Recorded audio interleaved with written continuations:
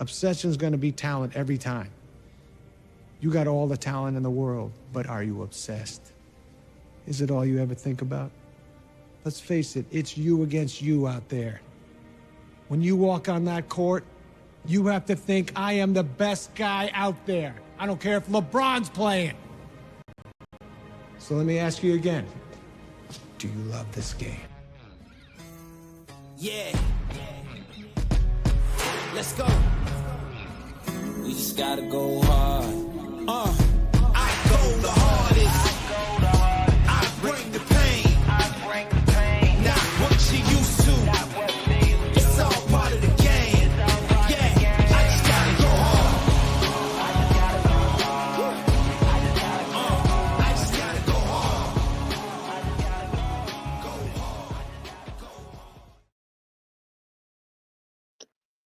Bon retour! On dira pas pourquoi on était absent, mon Kev, parce que les gens, les vrais savent. On va dire ça de même. Puis les vrais, dans ce cas-ci, ça implique toi puis moi. Hey, c'était chaotique. 2 semaines, ça fait 2 semaines qu'on n'a pas tapé. C'était chaotique, puis techniquement, on va le savoir un petit peu plus tard pourquoi on a été absent pendant 2 semaines. C'était une suite de choses qui se sont produites, puis on va l'expliquer plus tard, mais je suis content d'être de retour finalement. Ah, ça fait du bien. Puis on est rendu déjà à l'épisode numéro 14. Donc, Nick Suzuki, mesdames, messieurs. Oui. Qui est Nick Suzuki déjà? C'est qui ça? Ça, c'est le capitaine qui arbore le numéro 14 chez les Canadiens de Montréal, qu'on aime beaucoup parce que lui, sur qui il se base pour guider les siens sur chez Weber. En sens que Weber est un très grand mentor pour Nick Suzuki, puis j'aime ça en temps. Ben, mais, hein, ça a été, comme un des seuls joueurs, ben, pas un des seuls joueurs, mais lui, Caulfield, Evans, tous des gars qui ont étudié à l'école de chez Weber, si je peux le dire comme ça. Fait que, ça paraît beaucoup, là, dans son comportement, puis la façon dont il se comporte sur la patinoire. Exactement, mon chum. Puis là, aujourd'hui, c'est un show qui va être très captivant, qui va être un peu différent. L'ordre des blocs, c'est un peu différent. On va commencer avec l'entrée de jeu. Ensuite, on va rentrer avec nous en studio Adam Jourdain, qui a joué ici à Rouyn-Noranda chez les Huskies à l'époque 2005-6, quelque chose comme ça. Puis, on va arriver avec notre piméton, puis après ça, la claque sur la gueule. Fait que c'est un peu différent, mais il faut toujours s'adapter aux gens qui viennent avec nous parce que ces personnes-là ont d'autres obligations. Donc, nous, on s'ajuste. Exactement. Mon petit placement de produit officiel, les meneurs. Là, je sais que tu voulais commencer l'entrée de jeu avec un remerciement très spécial. Fait que je vais te lancer. Je vais te faire une sauce sur la palette. Ben, je veux remercier mon grand chum, mon meilleur, mon frère depuis 25 ans, Francis Lortie, qui est venu à notre show au numéro 13. Le numéro 13, là, ça a été très émotif pour lui et moi. Je veux le féliciter pour sa prestation. Parce que souvent, quand on vient, surtout et encore plus, la première fois à un podcast, c'est stressant. Là, lui, c'était doublement stressant parce qu'il venait parler de son parcours avec l'alcool, avec la bouteille. Fait que c'était doublement stressant. Donc, lui, après sa prestation, il me dit « Ouais, bro, je suis déçu un peu, il me semble que j'ai pas été bon, j'étais décousu. » Là, je dis « Frank, écoute, je vais te le dire, je suis un gars d'expérience. Tu étais très bon. C'est la première fois que tu viens au micro et tu viens parler de quelque chose qui est big. Là. C'est pas rien ce que tu as fait. Là. Tu viens confier un moment de ta vie personnelle à beaucoup de gens qui nous écoutent. C'était grandiose, ta prestation. Finalement, il se réécoute et dit « Tu as raison, c'était meilleur que je pensais. » Mais c'est souvent le cas. Tu sais, même moi qui fais ça depuis plusieurs années, puis tu le sais, là, je suis très dur envers moi-même. Je te disais, j'ai été mauvais. Donc! Oui! J'ai été mauvais! Donc! J'ai été mauvais, Kev. Là, toi, tu me ramènes à l'ordre, évidemment, mais on pense souvent qu'on est mauvais, puis là, on se réécoute. Calique, j'étais donc bien bon. Parce que dans notre tête, on a tellement été mauvais qu'on se réécoute que finalement, Christy, j'ai été bon. Fait que Francis a été bon. Je suis tellement content qu'il soit venu nous raconter ça. Ça l'a touché beaucoup de gens. Le show a voyagé beaucoup. Fait que j'ai trouvé ça vraiment, vraiment extraordinaire. Sa venue au meneur à l'épisode numéro 13. Puis 2 semaines plus tard, ben, on est là. Puis moi, je remercie mon grand chum. Puis je te passe à mon tour de te faire une saucer pass parce que tu nous as teasé la semaine passée, puis j'ai trouvé ça drôle. Ouais. J'ai trouvé ça cocasse. Pourquoi tu n'es pas capable de faire de la séduction dans les bars? Ah, écoute, ça remonte à loin. Mais tu sais, des fois, tu te mets dans des situations. Parce que moi, pour ma part, quand je vis des situations, parce que, mettons, je vis un peu plus de stress, d'anxiété, de la peur, toutes ces affaires-là, j'ai tendance à me questionner puis trouver où est l'origine du bobo. En sens, tu sais, je suis quelqu'un, tu sais, je suis quand même rendu fin vingtaine, tu sais, je suis un homme, tu sais, j'ai du vécu quand même comme être humain. Puis, tu sais, il y a des affaires que je suis pas capable de faire après toutes ces années-là, malgré mon expérience de vie, tu sais. Puis, cruiser dans les bars, ça en fait partie. Puis pourquoi? Ben, je suis capable de le faire, mais ça prend tout le temps de l'énergie, ça me prend tout le temps, faut tout le temps que je step up, tu sais, comme si c'était un gros obstacle y parvenir, tu sais. Puis, je me suis questionné, puis j'étais comme, de où ça vient cette peur-là? De où ça vient ce manque de confiance-là? Puis la réponse, c'est que ça remonte à loin, ça remonte à l'adolescence. Tu sais, moi, pour ceux qui savent, j'ai resté dans Chaudière-Appalaches pendant 5 ans. Ça a pris une couple d'années avant que je me fasse des amis. Tu sais, au fil des ans, je me suis fait des amis. Puis j'avais quelques amis de filles, OK, dans mon entourage et tout ça. Puis, honnêtement, c'est rare, mettons, que quand il y a une amitié goffée, surtout quand t'es plus jeune, qui finit pas par avoir quelqu'un qui s'attache ou qui développe des sentiments ou peu importe. Puis ça m'est arrivé souvent de m'attacher, mettons, à des amis de filles, développer des sentiments. Puis à chaque fois que je révélais mes sentiments à cette personne-là, ben je vivais tout le temps une forme de déception puis de rejet. Fait que j'ai l'impression que je répète ça à l'âge adulte. Je sais pas si tu me suis. Je te suis. C'est sûr que si tu n'as pas travaillé à corriger ça, mettons, Exact. c'est sûr que ça te suit, là, rendu aujourd'hui. Ben exact. Parce que tu sais, toutes les enfants que tu vis à l'âge ben, tu sais, plus jeune, quand tu es enfant, adolescent, tu développes des genres de traumas, tu sais, puis si tu règles Exact. pas à l'âge adulte, ben c'est ça. Tu te retrouves dans des situations où ce que tu gères mal, tu gères mal certains dossiers, puis ça en fait partie. Fait que c'est ça. Fait que c'est quelque chose que je pense que je pense que tu sais aujourd'hui je suis quand même quelqu'un qui est confiant. En vie, je suis pas quelqu'un qui est gêné généralement, mais quand vient le temps d'aborder quelqu'un qui me plaît dans un bar ou peu importe, mettons l'ami d'une amie, peu importe la situation, c'est pas quelque chose que j'arrive à bien gérer encore à l'âge adulte. Fait que c'est de là que ça vient, de toutes les traumas, les petits traumas vécus quand j'étais jeune. Peut-être un peu aussi du fait que j'ai eu un père absent, c'est une forme de rejet aussi. Fait que tu sais, des fois, tout est dans tout, comme on dit. Là. Fait que c'est de là que ça vient. Je suis pas capable. Puis, tu sais, on dirait que des fois, après l'avoir fait, je suis comme, tu sais, finalement, c'était pas si dur que ça. Puis au pire, la personne, elle va te dire non. Ça va être ça la pire affaire qui va se passer. Tu vas te faire dire non. Mais la fois que tu vas te faire dire oui, là, tu vas tellement bien te sentir. Puis même si tu te fais dire non, tu vas bien te sentir parce que tu vas l'avoir fait. Fait que c'est quelque chose que je dois travailler. Ben, gars, il n'est pas trop tard pour le faire parce que tu encore, même si tu arrives à la trentaine, tu es un gars qui va encore dans les bars de temps à autre faire du karaoké. Fait que ça ne sera pas perdu. Puis si tu peux vaincre ta peur, imagine la victoire que ça va être pour toi parce que c'est une forme d'anxiété passagère que tu vis quand tu te ramasses dans cette situation-là. La peur te paralyse. Tu ne veux pas y aller parce que tu as peur. C'est juste la peur qui vient nous paralyser dans des cas comme ça. Exact. Faut trouver une façon de casser cette peur pour passer à l'action. Parce Ouais, que, ben oui. tu sais, puis quand on vainc une peur et qu'on passe à l'action, peu importe la situation qu'on va affronter, c'est une victoire dans la vie qu'on ajoute à la catégorie, à la colonne des victoires, justement. Fait que ça, c'est intéressant parce que c'est le fun de collectionner les victoires. C'est bien mieux ça que collectionner des revers, on le sait. Ouais, puis tu sais aussi, c'est pas juste, je pense que c'est quelque chose que je dois pratiquer en général dans la vie. Quand j'ai quelque chose qui me fait peur, pardon, faut que je fasse, tu sais, on a parlé du truc 1, 2, 3, go. Faut que j'applique les propres stratégies que j'ai à ma possession. Fait que, tu sais, que ce soit pour cruiser dans un bar, pour, je sais pas, appliquer pour une job que je veux, peu importe, faut que je me mette les pieds en action. Puis je pense que ça parle beaucoup aussi parce que, tu sais, quand que c'est le temps de performer, souvent, tu sais, je pense que je suis pas diagnostiqué, mais je peux me douter. Je soupçonne que je fais de l'anxiété de performance parce que ça m'arrive souvent de me retrouver dans des situations où je dois performer. Puis des fois, ça peut arriver de perdre mes moyens. Des fois, non. Des fois, je suis en confiance. Mais je pense que ça parle beaucoup de ça aussi. Fait que c'est des choses que je dois travailler avec mon coco. Puis, juste une petite affaire, tu sais, tu m'avais dit peut-être que tu avais une petite anecdote concernant le cruiser dans les bars. Fait que j'étais curieux. Tu m'as dit ça au show il y a 2 semaines, puis ça n'a pas quitté mon esprit. Fait que je te mets sur cette Ben, piste-là.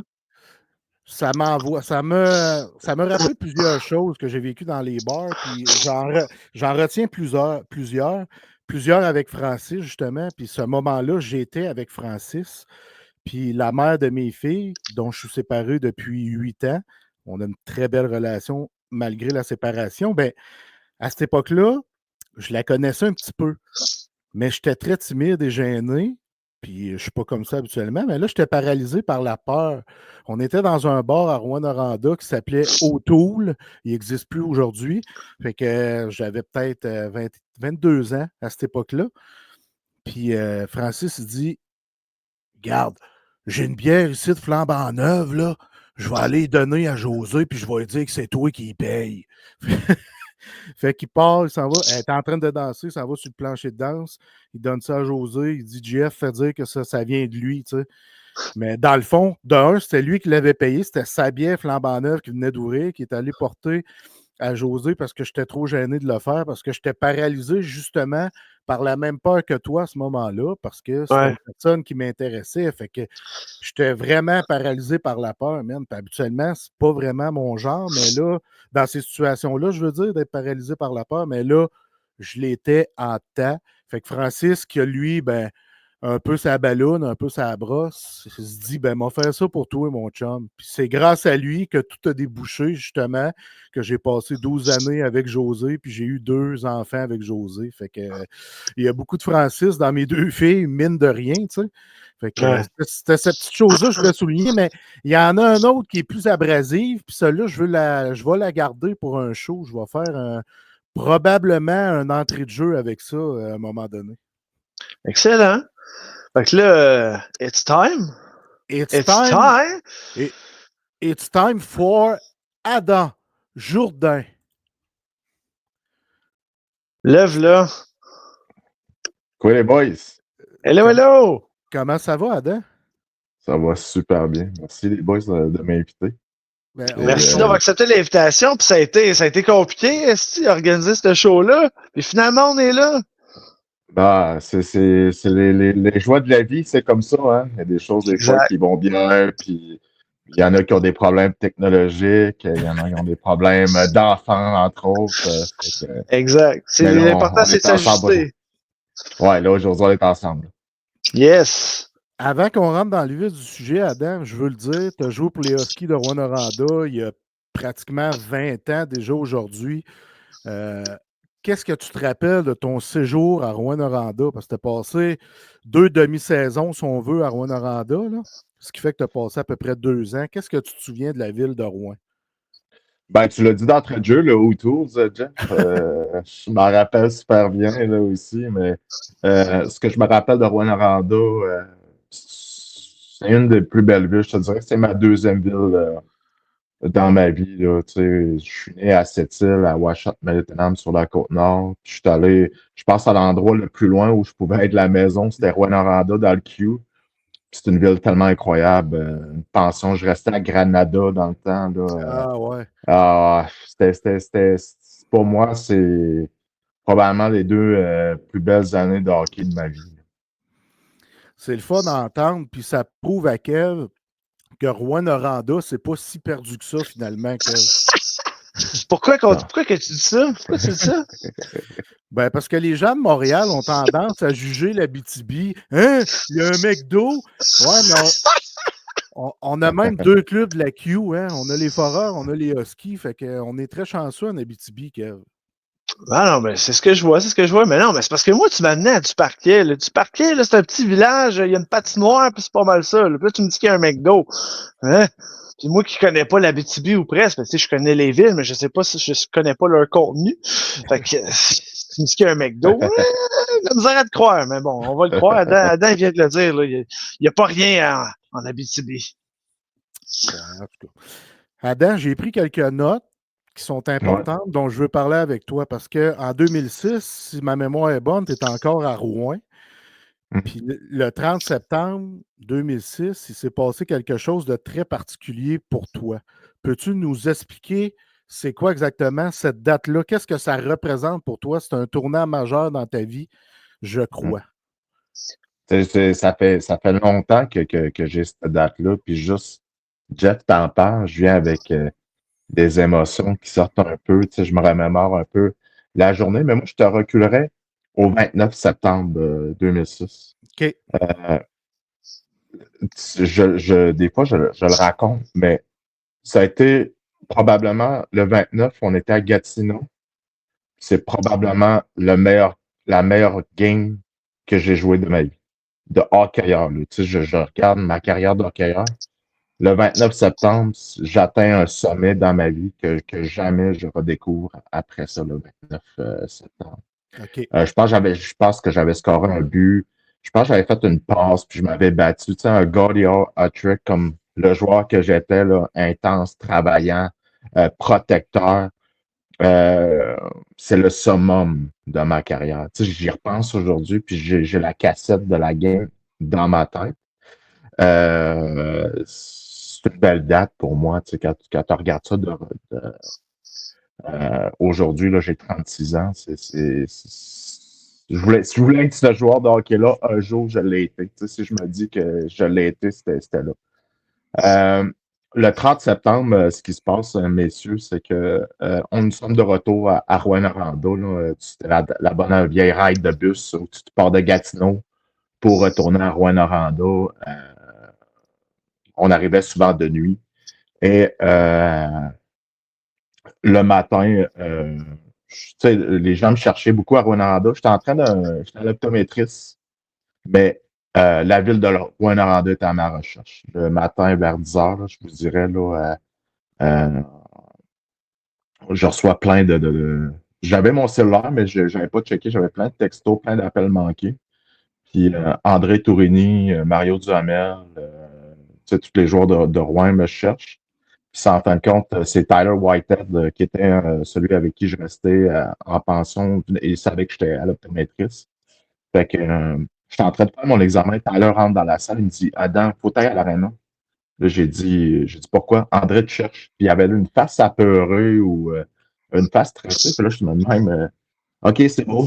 J'ai cancellé mon rendez-vous. J'étais en plein examen. Puis il me dit non, c'est là qu'il faut aller à l'aréna absolument. Fait que, tu sais, la première des choses que tu te poses, bon, ben, c'est bon. Pourtant, j'ai joué une belle game. Ouais, qu'est-ce que j'ai fait? Tu sais, je suis comme stressé. Qu'est-ce que j'ai fait? Fait que je rentre dans le bureau des entraîneurs. Puis je vois André, Mario Duhamel, Eric Soltis qui sont présents, les yeux pleins d'eau. Ça prend 2-3 minutes avant qu'on me dise que mon père était décédé. Le 30 septembre là, 2006, je peux vous dire que je sais exactement, du matin jusqu'au soir. Il y a des fois, cette cassette-là me rembobine dans ma tête. Je me souviens de tout. De tout. Ça m'a tellement été bouleversant, tellement, je pourrais dire que j'étais vraiment à terre. Tu sais, quand on dit que la Terre arrête de tourner, quand on me l'a annoncé, la Terre avait arrêté de tourner. C'est probablement la seule fois où j'ai senti cette émotion-là, où j'avais tout perdu. Puis mon père puis moi, on avait cette relation-là super spéciale où que je n'étais pas obligé de parler à mon père pour savoir comment qu'on filait. Un versus l'autre, une relation fusionnelle qu'on appelle. Là. Vraiment, c'était vraiment ça là, que j'avais avec mon père. C'était mon idole, c'était un politicien, c'était un monsieur, mon père. C'est vraiment un monsieur, tu sais. Puis cette journée-là, je venais de perdre complètement mes repères là, de ma vie. Là, parce que, tu sais, j'avais 18 ans. Moi, ce qu'on m'a demandé, puis ce que les Huskies, ce que mes parents demandaient, va à l'école, mange, bois, entraîne-toi, puis dors. Tu sais, quand tu es un joueur de hockey, c'est juste ça. Fait tout le reste, l'administration, compte en banque, ça, c'est tous mes parents qui géraient ça. Moi, mes parents me disaient juste, aie des bonnes notes à l'école, va au hockey, sois un bon garçon, puis that's it. Fait que, cette journée-là, je venais de perdre pour moi, c'était comme, je l'image comme un phare dans un océan. sais, vraiment, où je me dirigeais comme individu, puis je venais de le perdre de façon subite. Puis quand ils t'ont annoncé ça, eux, ils ont fait quoi par après? Qu'est-ce qui s'est passé dans le développement de ta journée?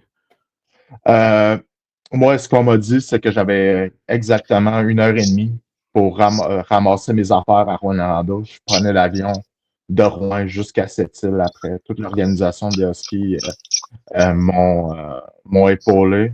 Puis je suis allé à ma pensée à Granada. Tout le monde était au courant, tout le monde pleurait. Puis tu sais, j'étais comme dans un moment où tout était trop vite. Fait que j'avais pas le temps de réagir, de dire Chris, mon père est décédé, ou tu sais, je vivais, c'était fou comme feeling, parce qu'il fallait que je sois à l'aéroport le plus vite possible. Fait que c'est comme ça, je filais, tu sais. André, là, les gars, c'était quelqu'un de super bien, moi, dans ma vie. Là, tu sais, c'est un entraîneur qui était très dur, très minutieux, puis de le voir pleurer, tu sais, je me remémore ça avec Mario Duhamel, tu sais, c'est des coachs de la Ligue nationale, puis je voyais un peu l'appréciation que ces gens-là avaient pour moi, là, qui était pas, j'étais peut-être pas un grand joueur, mais je suis un joueur qui respectait beaucoup ses coéquipiers, qui était respecté de ses coéquipiers.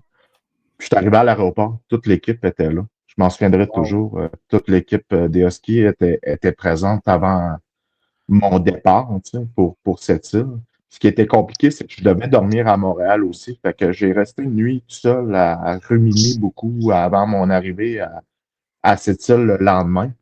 Je vous le dis que cette nuit-là, j'ai pas super bien dormi, là. J'ai dormi des 15 minutes, puis tout était mélangé dans ma tête, là. Ouais, parce que j'imagine que tu réalisais pas ce qui venait de se passer aussi, parce qu'il y avait tellement d'affaires qui s'étaient passées, la rencontre avec les entraîneurs, tes coéquipiers à l'aéroport, il y avait pas mal d'affaires qui spinaient dans ta tête à ce moment-là, là. Ouais, puis tu sais, puis, tu sais, comme moi qui est autochtone, qui vient d'une communauté aussi, j'étais un peu une vedette locale. Il revenait un peu aussi à la maison. Fait que je m'attendais à énormément de choses à mon retour à cette île après ça, là. Ah, c'est sûr. Ça devait être overwhelming un peu, là, de vivre tout ça aussi, là. Ah ouais, c'était fou, là. C'était fou comme journée, comme les 2 jours, là. Mm. Puis quand tu parles de cette date-là, tu dis souvent que c'est là que s'est amorcée ta première déchéance, si on peut dire, là. Mm. Parce que qu'est-ce qui s'est passé une fois que tout s'est déroulé pour ton père? J'imagine qu'il y a eu des funérailles, toutes ces choses-là. Ouais. C'est quoi qui s'est passé qu'avec Adam Jourdain subisse les fautes de la vie à ce moment-là? Ben, comme je vous l'ai dit, hein, moi, j'avais juste à penser à le strict minimum. Fait que là, j'étais rendu avec un parent qui était ma mère.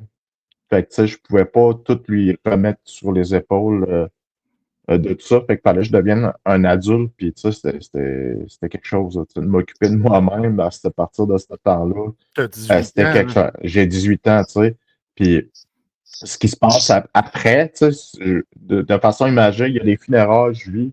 Je me souviendrai toujours que l'église était jam-pack chez nous. Tu sais, quand que je vous dis que mon père, c'était un monsieur, là, la plus grosse église de cette île, c'était full. Il y avait du monde debout en arrière. Il y avait du monde qui. Je pense que j'ai réalisé ça plusieurs années plus tard, mais tu sais, je me suis dit, crime, la journée que je meurs, j'aimerais ça qu'il y ait autant de gens que ça à l'église. Tu sais, c'était à l'église, les gars, là, tu sais, c'était full, full, full. Mais moi, ce qui se passe, c'est que les Huskies retournent. Ça tombait drôle, hein? Mon père est décédé, puis la fin de semaine d'après, les Huskies sont à Bécomo. Fait que moi, j'étais à cette île. Fait que moi, je repogne tout de suite après les funérailles, après les choses, je recommence à jouer au hockey. Fait que, tu sais, dans un sens, c'est que je camoufle un peu mon deuil en me mettant au travail, tu sais. En me mettant tout de suite au travail, en retournant au hockey. Puis, est-ce que c'est la bonne chose à faire? Moi, je pense que la réponse, c'est oui, parce que si j'avais resté chez nous, je pense pas que ça aurait été super. Puis quand on parle de première échéance, ben, tu sais, on a 16, 17 ans, là, je vais être franc avec vous, on consommait un peu d'alcool dans ce temps-là. Tu sais, on pouvait sortir une fois de temps en temps, là, quand on gagnait 2 games de fil, mais je n'étais pas un fervent d'alcool dans ce temps-là. Puis là, dans ces années-là, je dis pas que je prenais un coup, mais une fois de temps en temps, je me débouchais une bière. Puis ça faisait comme un espèce de Tylenol, là, tu sais, un petit peu, là, ça atteint un peu les émotions. Je refoulais beaucoup, là.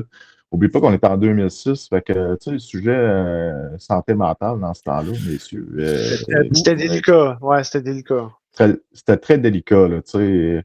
Fallait que tu sois tough, puis moi, j'étais tough dans ce temps-là. J'étais un joueur dur, j'étais un gars dur, j'étais un homme, tu sais. Fait que c'était vraiment un sujet tabou. Fait que je camoufle un peu mes émotions. Je commence à me rendre compte que l'alcool apaise certains mots. Puis dans ce temps-là, ben, tu sais, je prenais pas un coup, là, mais comme je l'ai dit, je suis jamais redevenu le même joueur de hockey. Trop de pensées, trop de choses, des émotions qui font du roller coaster. C'était vraiment intense comme sensation à l'intérieur de moi là, pendant ces bouts-là de ma carrière de hockeyeur. Puis à cette époque-là, est-ce que tu avais quelqu'un qui pouvait t'aider, un travailleur social, un psychologue? Est-ce que quelqu'un t'appuyait ou fuck all, personne, puis toi, tu t'accumulais? L'erreur que j'ai faite, parce que jamais je vais remettre de l'erreur à l'organisation des Huskies, là, c'est moi qui n'ai pas demandé de l'aide par rapport à un peu tu sais, l'environnement du hockey dans les débuts des années 2000, c'était encore très toxique, messieurs. Je vais être honnête avec vous. C'était super toxique, super macho. Fait que Ouais. jamais j'ai eu le courage de demander de l'aide. Puis aujourd'hui, quand j'y repense, j'aurais dû en demander, mais dans ce temps-là, personne n'a vu ça. J'avais pas demandé d'aide non plus. Puis l'organisation m'en avait pas non plus proposé, mais peut-être voyant que j'étais pas tant mal en point de façon extérieure, mais à l'intérieur, c'était un carnage total. Là. Ah, OK. ben, un carnage comme ça, c'est pas évident de s'en sortir. Fait que souvent, ce que l'être humain fait, il va se trouver une bouée de sauvetage. Puis je pense que c'est un peu ça que tu as fini par faire au fil du temps, là. C'est mon feeling, là. Ouais, ben, tout à fait, Jeff. C'était c'était comme si je m'anesthésiais avec l'alcool un peu. Là. Puis ça n'a pas été long là, tu sais, prendre des choses, le hockey, j'étais plus capable de rejouer. Tu sais, quand je vous dis que c'était la journée d'avant, j'étais au summum, là, c'était la pente descendante après ça. Là. L'année d'après, ben, je jouais Junior 3, puis je sortais à chaque fin de semaine, je prenais un coup le mercredi soir, puis tu sais, je buvais sans cesse. Je suis retourné l'été chez nous, je prenais un coup du jeudi au dimanche. Fait que c'était rendu un. Tu sais, j'étais un joueur autochtone, puis tu sais, j'étais un joueur élite. Puis c'est sûr que l'alcool, la drogue, ça ne faisait pas partie de l'équation de ma vie avant ça. Là, tu sais. Je voulais être un joueur de hockey, je voulais jouer NHL comme tous les jeunes joueurs qui montent là-dessus. Puis j'étais devenu le gars qui en consommait quasiment régulièrement. Là. C'est fou. Là. Puis quand tu parles de consommation, il y avait juste de l'alcool ou il y avait d'autres choses, d'autres substances à travers ça aussi? Tu sais, honnêtement, messieurs, tu sais, j'étais rendu à début 20 ans. Tu sais, j'ai essayé des drogues ici et là. Tu sais. Une maudite chance que j'ai pas accroché aux drogues. Là, tu sais, j'ai essayé comme vraiment chacun des jeunes là-dessus. Mais tu sais, c'est un bout que je regrette beaucoup dans ma vie parce que j'étais un anti-drogue. Tu sais. Aujourd'hui, je peux dire que je l'étais, mais tu sais, je pense que je voulais essayer parce que j'étais curieux de vivre des sensations que j'avais à l'intérieur. Mais j'ai vraiment pas accroché à ça. Mais l'alcool, j'ai resté énormément accroché à cette substance-là qui était dévastatrice. Là, au fil du temps, elle devient dévastatrice. Là. Puis moi, ma question, ça n'a pas vraiment un rapport avec tout ça, mais est-ce que, ben peut-être en fait, peut-être que ça a un lien, parce que comme je disais tantôt avant ton entrée à l'entrevue, tout est dans tout. Est-ce que tu as vécu des difficultés avec, tu sais, veux pas, le monde du hockey, c'était un univers. Encore aujourd'hui, j'ai l'impression que c'est un peu arriéré de temps à autre, puis ça l'était probablement encore plus il y a 20 ans. Est-ce que tu as vécu des difficultés, tu sais, au niveau du rejet, ce genre d'affaires-là? Tu sais, comme tu as dit, tu es un joueur de hockey autochtone. Est-ce que tu as vécu des difficultés face à ça, en plus du deuil de ton père? Puis ça, est-ce qu'il y avait des choses qui se sont ajoutées en ligne de compte sur ton plateau de problèmes? Ben, tu sais, tu sais, avant la consommation, j'ai eu des problématiques aussi là, au niveau probablement un peu du rejet, là, parce que aussi loin je me souviens, j'ai tout le temps eu l'impression d'être une personne de second ou troisième ordre. OK. Le pourquoi je dis ça, c'est que je suis autochtone, Fait que, puis je joue dans une unité, tu sais, je joue au hockey dans probablement un des sports les plus conservateurs qu'il n'y a pas. Fait que moi, j'ai tout le temps eu l'impression d'avoir deux prises, Jeff et Kev, là. C'est que j'avais pas le droit à l'erreur. J'avais pas le droit de faire de faux pas. Fallait que je sois parfait, fallait que je sois gentil, fallait que tu sais, je gère tout ça. Puis quand tu penses à ça, là, d'aussi loin que je me souviens, là, je devais avoir 6 ans, là, tu sais, 6, 5 ans, puis je sais ça, je sais fondamentalement que je dois être un bon petit gars. Hey, c'est de la pression là, que j'ai endurée pendant 15 à 20 ans de ma vie, même encore aujourd'hui comme professionnel, où on demande, tu sais, je suis un être humain comme tout le monde, mais tu sais, je suis pas pareil que les autres. Je suis de nationalité différente, avec des valeurs différentes. Puis il faut que je rentre dans un cadre qui est super rigide, puis qu'on me demande d'être parfait. Ça a été ça, une des plus grandes blessures aussi, ça a été ça dans ma vie, c'est que de vouloir être perfectionniste, de pouvoir être parfait, ça a fait partie tout le long de ma vie. Puis dans un sens, c'est pour ça que j'ai joué junior aussi, tu sais, à cause de ce mindset-là, mais c'est un couteau à double tranchant, tu sais, ça m'a aidé dans un certain sens, mais ça m'a tellement affecté dans l'autre aussi, là. Tu parlais tantôt d'anxiété de performance, j'en ai vécu énormément aussi là, au travers de ma carrière. Fait que tu t'es comme un peu créé un personnage avec ton sentiment de vouloir être parfait pour pouvoir performer dans le monde du hockey. Souvent, on se crée des personnages pour pouvoir se fondre dans la masse, justement. Fait que j'imagine que ça a été ça un peu pour toi. Ben, ça a été de créer complètement une protection, un masque Adam, il est tough.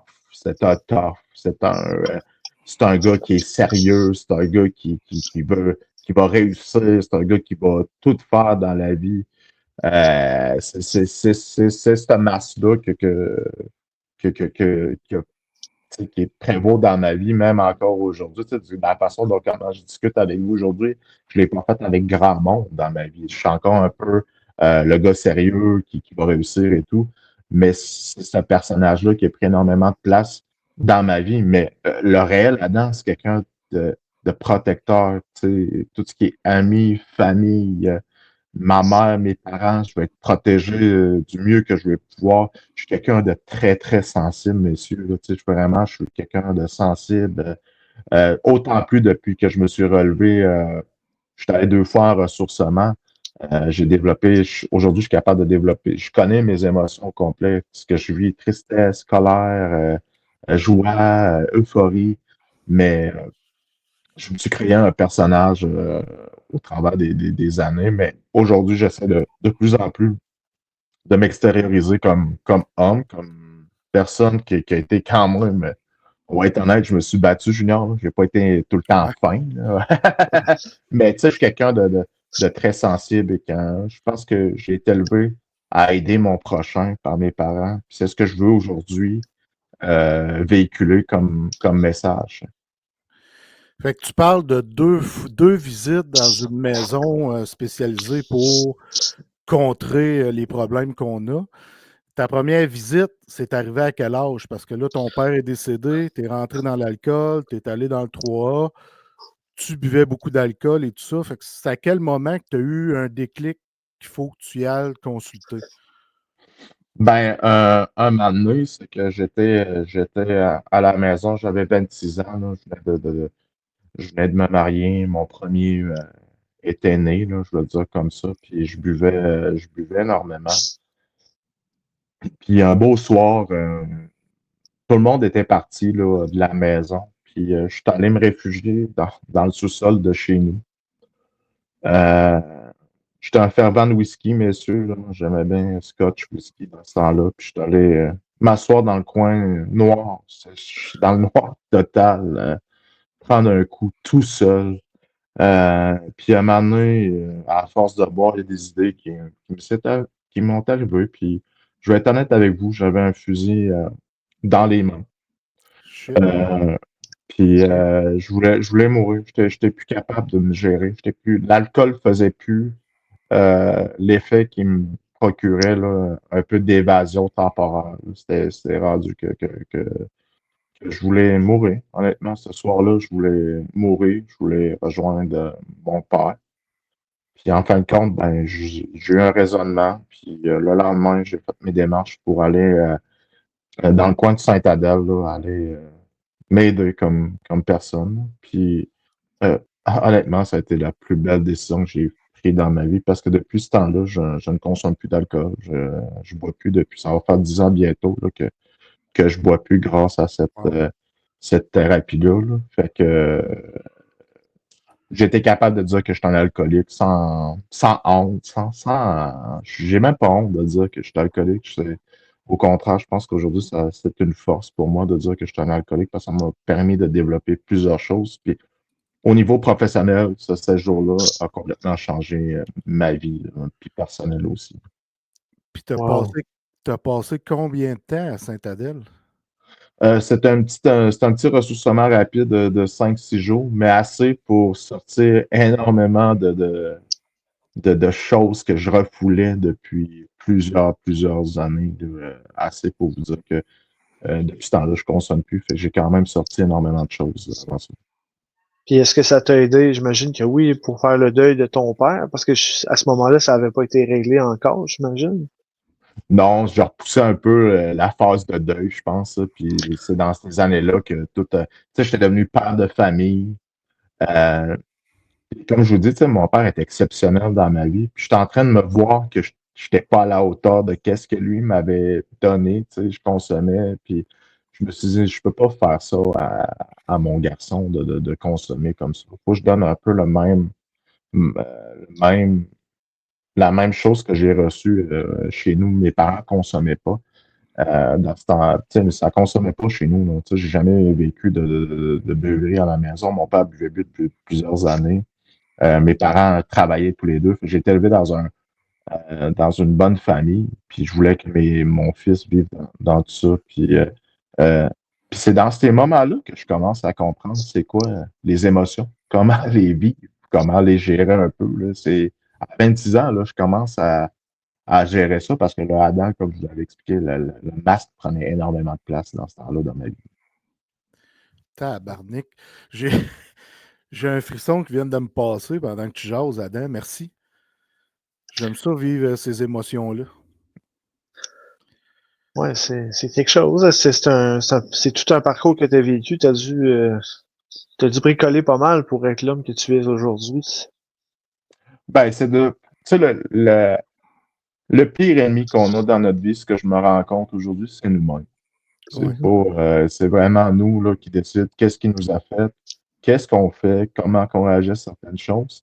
Puis même assez que dans la dernière année, l'année passée, je commençais à ressentir le besoin là, de me retrouver, je veux le dire comme ça, parce que je commençais à tous les outils que j'avais développés dans les dernières années commençaient à peut-être plus fonctionner à l'âge où j'étais rendu.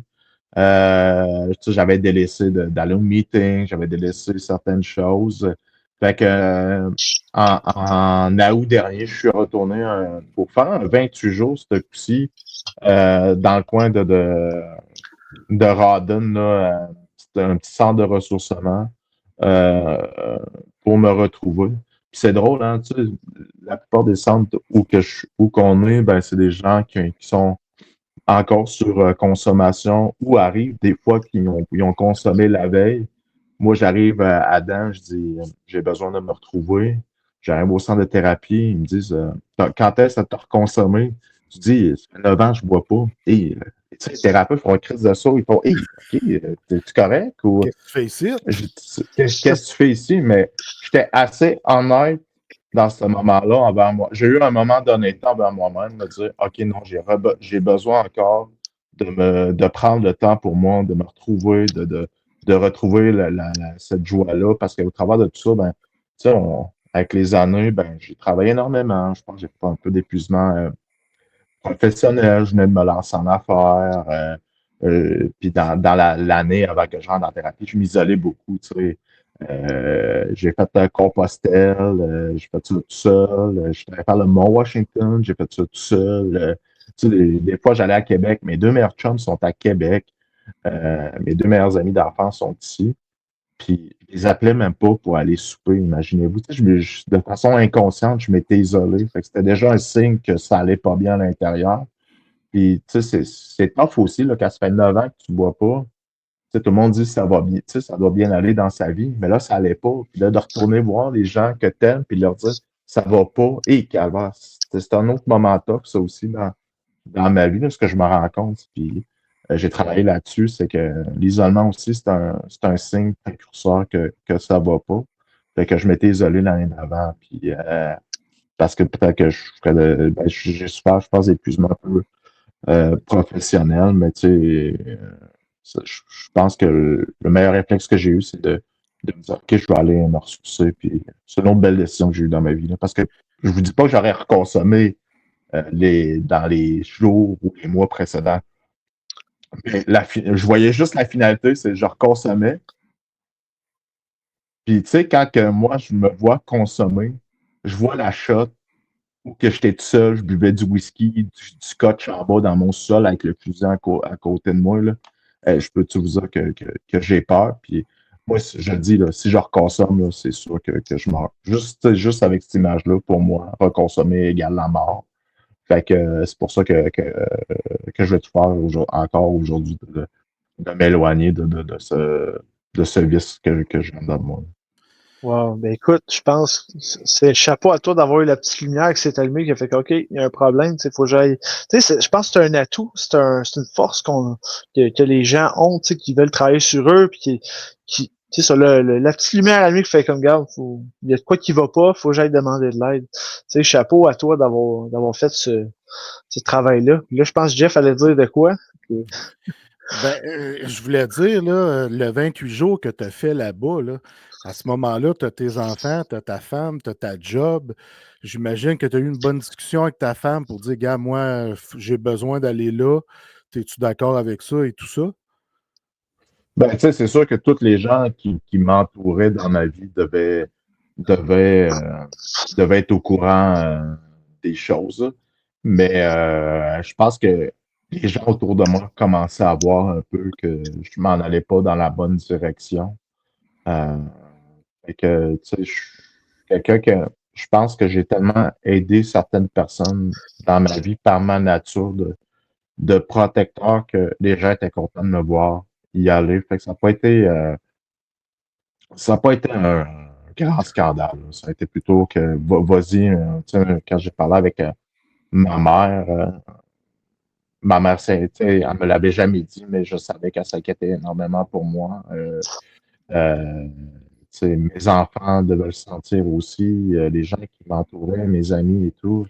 Je commençais à moins bien aller. Fait que euh, oui, c'est un choc, mais je pense que les gens ils apprécient, ils ont apprécié quand même que je puisse aller faire un bout de chemin avec moi-même là, pendant 28 jours.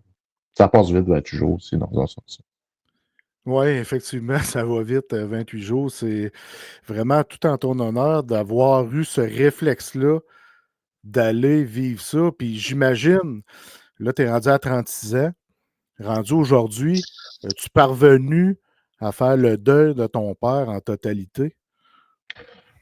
Honnêtement, messieurs, tu sais, justement hier, j'ai vécu un beau moment. Là. J'ai fait la mise au jeu protocolaire des remparts de Québec hier. Hier, là, il honorait un peu, c'était la journée des Premières Nations ici à Québec. Puis j'aurais aimé ça que mon père soit présent, donc qu'il puisse voir ce moment-là. Tu sais, je pensais beaucoup à lui avant de rentrer pour faire la mise au jeu. Là. Mes pensées étaient vers lui. Fait que, tu sais, dans un sens, est-ce que mon deuil va toujours être complet? Ça fait longtemps que je me dis que mon deuil ne se fera jamais totalement au complet. Parce qu'il est tout le temps présent. Tu sais, il est tout le temps présent. À chaque jour, je pense à lui, à chaque jour. Mais c'est plus des pensées de me dire ah, si mon père aurait été là. Ah, si. Tu sais, et si. Tu sais, je fais beaucoup là-dessus. Tu sais. Si mon père aurait été là, est-ce que j'aurais eu une meilleure carrière? Probablement que oui. Est-ce que je serais l'homme de ce que je suis aujourd'hui? La réponse serait probablement non. Je serais peut-être encore un gamin, pas capable de faire ses affaires, pas capable tu sais, les messieurs, là, la première journée que j'ai fait ma carte d'assurance maladie, là, et que ça a été compliqué pour moi. Tu sais, c'est juste faire ma carte d'assurance maladie, c'était super compliqué pour moi. Aujourd'hui, je fais mes affaires, je suis entrepreneur et tout. Ça m'a amené à être un adulte plus rapide. Est-ce que le chemin a été facile? La réponse est non. Mais mon père est présent, puis il va être présent tout au long de ma vie. Le deuil, est-ce qu'il va être complet? Je dis que non, mais j'ai juste des belles pensées présentement pour lui. Wow. Tu sais, des fois, il y a un dicton, je ne connais pas exactement, là, mais ça dit la vie se donne souvent ses plus grands combats, ses meilleurs soldats. Écoute, je pense que t'as surmonté toutes les épreuves que la vie t'a envoyées, puis c'est fort, sérieusement. Tu sais, on a écouté ton entrevue, là, moi, ça m'impressionne énormément ton parcours, Adam. Ouais, puis c'était tout un soldat chez les Huskies, puis c'était un joueur qu'André Tourigny appréciait grandement, ça je peux le dire. Ben, tu sais, ça fait partie tu sais, j'ai relevé probablement, souvent je le dis en riant, mais l'impossible. Tu sais. Un petit autochtone de cette île se rendre jusqu'au junior majeur. Un petit autochtone de la rue Babel, où c'était une rue très tough dans ma communauté dans le temps. J'étais un produit 88, messieurs, là. Mais c'était une rue très difficile où je me battais souvent quand j'étais jeune. L'alcool, la drogue omniprésent autour de moi. Aujourd'hui, diplômé universitaire, j'ai été directeur dans un développement économique d'une communauté. J'ai été directeur général adjoint. Aujourd'hui, entrepreneur. Aujourd'hui, j'ai l'Académie JAP avec deux autres gars de ma communauté où on fait des écoles de hockey Wow. pour des jeunes autochtones. On se déplace pour eux. Je ne peux qu'être fier de ça, mais s'il n'y avait pas eu le 30 septembre 2006, je suis pas sûr que je serais au même niveau aujourd'hui. Est-ce que je l'aurais atteint? Probablement, mais beaucoup plus tard dans ma vie, je pense. Ça aurait été beaucoup plus tard dans ma vie. Mais tu sais, comme je vous dis, je vois le 30 septembre comme peut-être la naissance du vrai Adam, du véritable Adam. C'est une journée qui est triste encore aujourd'hui. Tu sais, j'en merais même mort, mais quand tu repenses à toute ma vie, pour moi, c'est une nouvelle renaissance. J'ai passé beaucoup d'épreuves au travers du temps.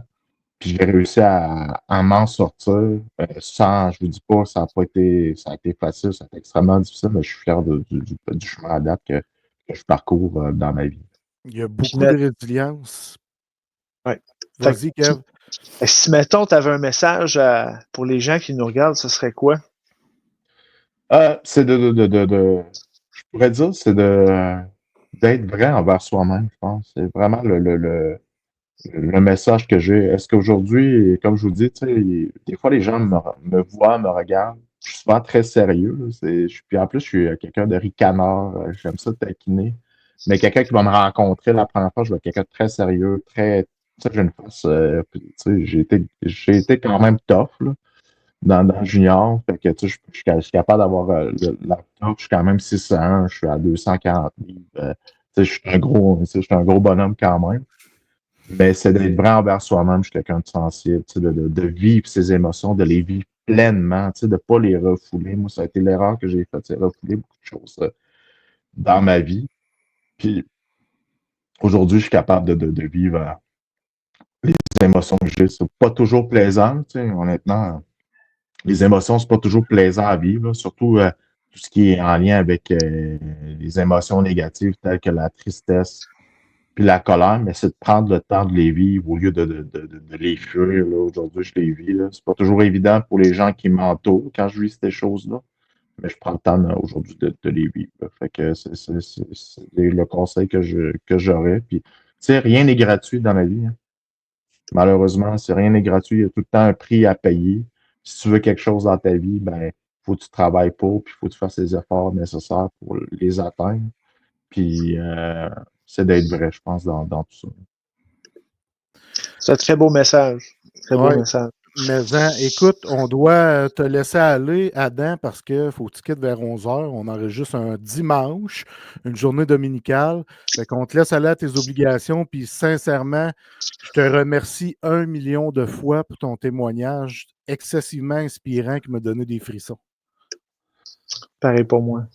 Pareil. Ben, Ben, moi, je vous remercie, messieurs, du temps que vous m'avez donné. Ça m'a fait plaisir. Puis, tu sais, je vous l'ai dit d'entrée de jeu avant la chose, ça m'a pris quand même du courage de parler de ça parce qu'il y a plusieurs personnes qui vont le vivre. Tu sais, de le faire dans des salles de meeting où tu es 20, 30 personnes, c'est extrêmement facile. Mais aujourd'hui, de le faire sur votre podcast, pour moi, c'est une autre belle victoire aujourd'hui pour ma part. Puis, en passant votre entrée de jeu, là, votre petite vidéo là, avant votre show, il est incroyable, messieurs. Ça m'a donné extrêmement du courage pour faire ce que j'ai fait aujourd'hui. Je vous remercie. Puis je veux vous remercier dans ma langue, là, Tunishkamatno et Tajimiek Tibirma. Merci infiniment, Adam. Wow, c'est merveilleux. Merci, Adam. Merci à vous. Là. Bye, Jamais. bon dimanche. Salut, bon dimanche. Aïe, Bon, aïe. ben, c'est avec plein de frissons qu'on va conclure ce show-là, mon chum. Ça, ben, d'habitude, ça s'arrête là, mais là, on ne pourra pas vivre sur notre vague d'émotions. C'est un discours qui fit avec les meneurs en esti. C'est incroyable ce qu'on vient de vivre là, pour vrai. Écoute, je pense que s'il y avait le nom d'Adam dans le dictionnaire, là, il y aurait le mot les meneurs en dessous, c'est certain. Il est, comment on dit ça, il est certifié meneur, Adam Jourdain. Adam Jourdain, certifié meneur en esti. Kev, malheureusement, on va vivre nos émotions après le show. Faut continuer parce qu'on a le piméton là, qui est très, très important. Hein.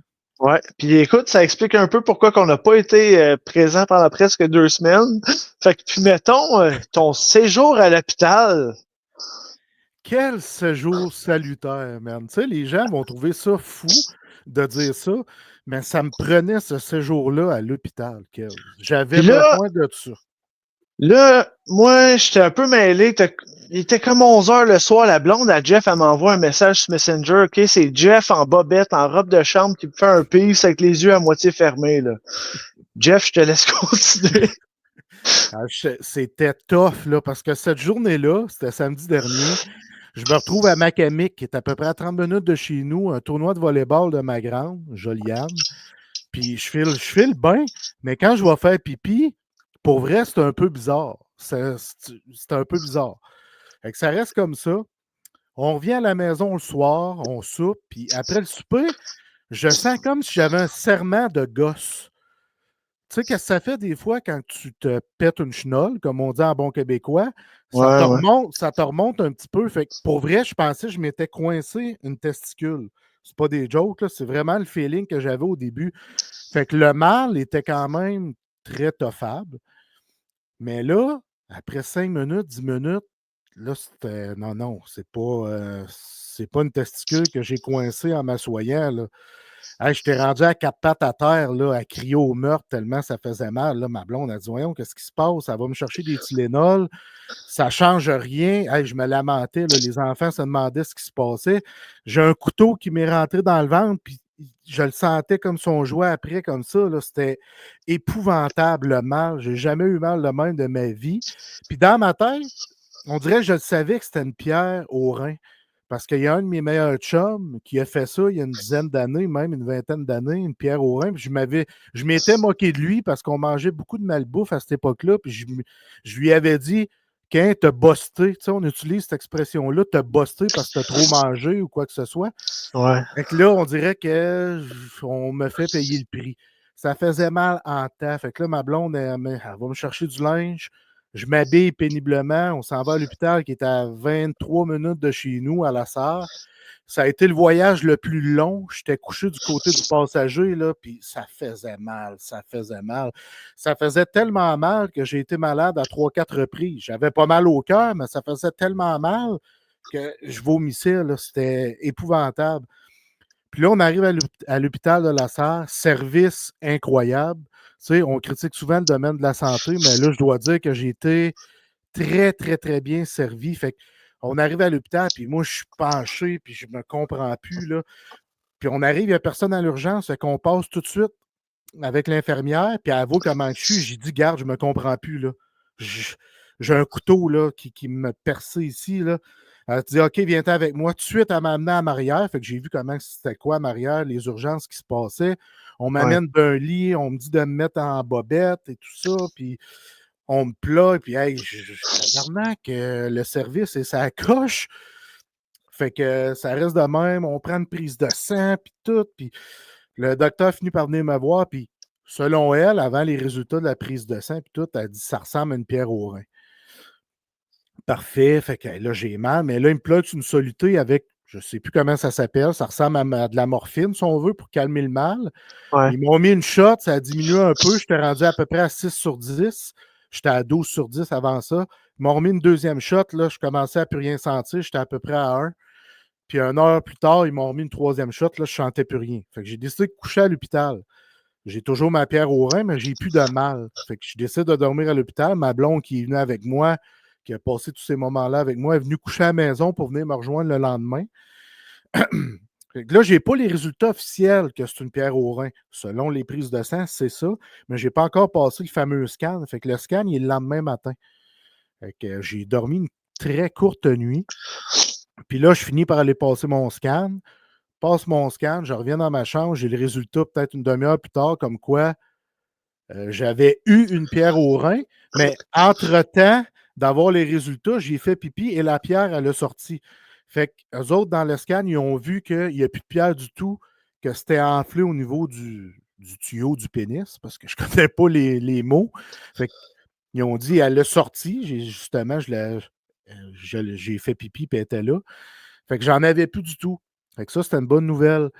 Mais j'ai reçu de mauvaises nouvelles parce que là, dans le sang, ils sont aperçus de quelque chose. Puis sur le scan aussi.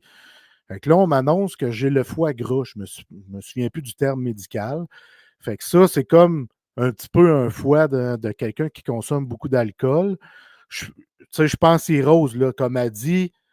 Là, c'est un wake-up call, il n'y a rien d'alarmant, il faut juste ajuster certaines choses, mais ça peut être irréversible si, exemple, si je ne vais pas à l'hôpital Kev, pour une pierre au rein, je ne le sais pas là, que j'ai le foie gras. Là. Tu sais, peut-être que je l'aurais appris dans 1 an, puis là, dans 1 an, c'est irréversible, il est trop tard, tu comprends? Ouais. Fait que, tu sais, ça a été doublement salutaire. La première chose, c'est que j'apprends ça au bon moment. Wow! Fait que, tu sais, c'est une très bonne nouvelle dans les circonstances de ce qu'on m'a annoncé. Moi, je trouve que c'est une bonne nouvelle. On me Ouais. pogne à temps. Puis l'autre chose, tu sais, j'ai passé une nuit à l'hôpital qui m'a permis de réfléchir puis de me recentrer comme personne pour me dire, dans les 48 dernières heures, j'ai pris des décisions énormes, puis c'est venu me confirmer que j'avais pris les bonnes décisions. Fait que c'est ça, quand je dis doublement salutaire, c'est ça. Je sais pas si tu veux que je t'explique les décisions, là, mais Ben oui, absolument, on est là pour ça. bon. J'ai rien sur le feu, là. C'est correct. Ouais, mais tu sais qu'il ne faut pas que le show dure plus qu'1h16 parce que sinon, on est dans le caca. Je vais faire secours après. Non, c'est pas vrai. C'est pas grave. Ouais, c'est ça. Parce que dans les 48 dernières heures, là, on était samedi quand j'avais ma pierre au rein. Si on recule à jeudi, j'ai un meeting avec le baseball mineur à Amos. Puis je me rends là. Moi, je suis président. Je me rends là avec l'ancien président qui est encore avec moi dans le baseball mineur pour la transition. On s'en va là ensemble. Puis tout le long du trajet, pendant 1 heure, il fallait remplir un documentaire pour Baseball Québec pour des changements de règlement. Fait qu'en partant, Pardon. on est 1 heure sur la route. Fait que je trouve ça quand même lourd parce que moi, ces choses-là, je trouve ça lourd. Comme anxieux, c'est lourd pour moi. Mais là, on arrive au souper. Puis tu sais, j'ai eu une grosse journée à la job avec la poche bleue puis tout, puis je suis fatigué. Fait que la réunion se passe bien, là, c'est du très bon monde, mais je suis tellement fatigué que je me dis, qu'est-ce que je fais ici? Je comprends rien. Je suis sorti de là, j'étais fatigué, c'était comme du chinois. Fait que je sors de là, je suis comme un coup de pelle que j'ai eu dans la face, tu sais. Ouais. Fait qu'on redescend sur la route, puis j'avais envie de pleurer sur la route. Tu sais, puis je ne l'ai pas fait parce que j'étais avec quelqu'un. On arrive chez nous, ma blonde dort, il est tard le soir, fait que je me mets à pleurer. Je pense à ça toute la nuit. Puis je me dis, en plus, demain, j'ai un meeting avec Baseball Québec. Calique, c'est trop. Là, j'ai dit, faut que je fasse quelque chose, faut que je bouge mes pieds. Je pense que je n'ai pas pris les bonnes décisions en prenant ces mandats-là. Puis je m'en ai aperçu ce jeudi soir-là. Et ma visite le samedi me confirmait que je devais lâcher Baseball Québec et le baseball mineur, que c'était mieux pour ma santé, surtout avec l'annonce qu'on me fait. Là, ça me confirme à 200% que j'ai pris la bonne décision en délaissant ces postes-là et j'en suis content. Et avec la poche bleue, on a comme modifié mes mandats, si on veut, ou j'ai comme auto-modifié mes mandats, ce qui fait en sorte que j'ai plus de travail. Fait que tout est dans tout, comme on dit. Fait que l'arrivée de cette visite à l'hôpital-là est devenue pour moi un point tournant où je me suis vraiment recentré sur moi, puis je suis sorti de là vraiment plus léger. Puis là, j'ai annoncé au baseball mineur de la BTB-Ouest que je laissais mon mandat. À Baseball Québec, que je laissais mon mandat. Ça a été bien reçu, évidemment. Tu sais, c'est une situation où, de un, au niveau santé, de deux, mon travail primaire, c'est la poche bleue, puis c'est là-dessus que je dois focaliser. Tu sais, c'est une job qui est, j'aime pas ça dire le mot prenant parce que c'est une job de passion, mais ça prend beaucoup de temps quand tu travailles dans un domaine du hockey, tu le sais. Ben oui. C'est un domaine qui roule 24/7. Fait que là, dans mon assiette, je ne peux pas me permettre d'en prendre davantage que ma job. Déjà que j'ai ma famille, les sports des enfants. On a ajouté un chien à la famille récemment parce que Lana nous a quittés. Fait que bref, salutaire doublement pour ma visite à l'hôpital, mon Kev. Ben, visiblement, puis tu sais, je pense que je te l'ai dit, ton corps t'a parlé en esti. C'était pas, tu sais, souvent, quand toi, tu veux pas arrêter, ben, ton corps, il va faire comme, il va t'en mettre un stop. Je pense que c'est ça qui est arrivé. Puis tu sais, j'ai bien aimé, sérieusement, ton petit parallèle. T'en avais trop dans ton assiette, un peu comme avec le foie gras. Faut que t'en enlèves de ton assiette si tu vas avoir un foie moins gras. Exact. Hein? C'est vrai, pareil, c'est ça pareil. Fait que non, je pense que tu as pris les bonnes décisions aussi, tu sais, autant que tu aurais aimé ça que ça fonctionne. Tu sais, des fois, tu me l'as dit, puis tu me le répètes souvent, Kev, j'ai plus la même capacité qu'avant. Ben, tu sais, à un moment donné, il faut que tu t'ajustes et tu prennes des décisions en conséquence. Fait que, tu sais, à un moment donné, ils font le déjà parlé aussi, il faut ce qu'il faut parfois. Exact. Fait que je suis très à l'aise avec mes décisions, très serein, puis très bien aujourd'hui. On est dimanche le 2 février.